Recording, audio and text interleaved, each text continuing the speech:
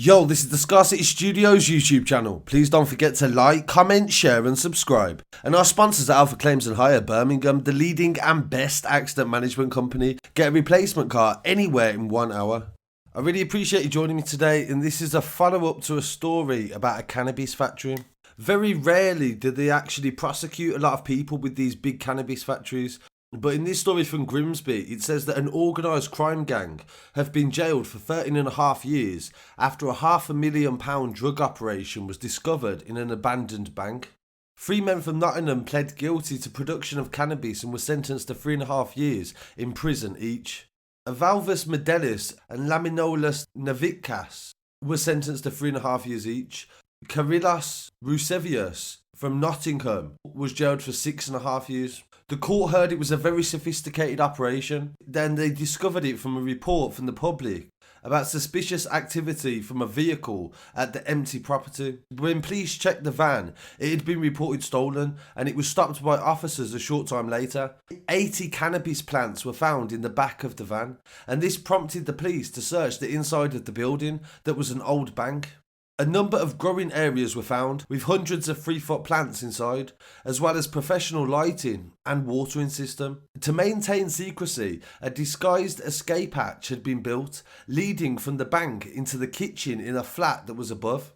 This was a very well thought through setup, so they were living in a flat above, which is very rare. Usually if they're inside the cannabis factory, they will sleep inside there as well. They have bedrooms in there. Karolis was caught by police officers in his house in the middle of counting £20,000 in cash. He had 2 large vacuum bags of cannabis, as well as a handgun and live ammunition. Detective Constable Philip Jacobs from Humberside Police says, "It is one of the largest drug operations we've ever dealt with, and we come to work every day to keep people safe and take organised criminals off the street. I hope this will serve as a massive warning to organised crime gangs that Humberside is not somewhere your activities will be tolerated, and they encourage people to contact them if they notice anything suspicious in their area."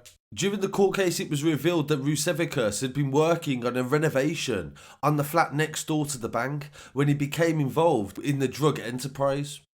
And these plants were very well developed, and as they said, there was a lot of money that had gone into this actual setup. So I thought that was interesting due to the fact that not many people do ever get convicted in them big setups because they're not there when the police turn up. But now the police are coming with drones and stuff like this, they're tending to arrest more people. And in his story about an importation attempt of large amounts of drugs as well, they said a Brazilian sex worker who swallowed 1.2 kilos of cocaine to smuggle into the UK when she ran out of money during the pandemic has been jailed for more than 4 years. Luan dos Santos, 31 years old, was stopped by border agents at Heathrow Airport on Christmas Eve 2020 when he flew into Britain. When he was x-rayed, they revealed he had swallowed 101 packages of cocaine with a street value of nearly £100,000 before getting onto the 11-hour flight. His defence in court said this was very much a crime of desperation.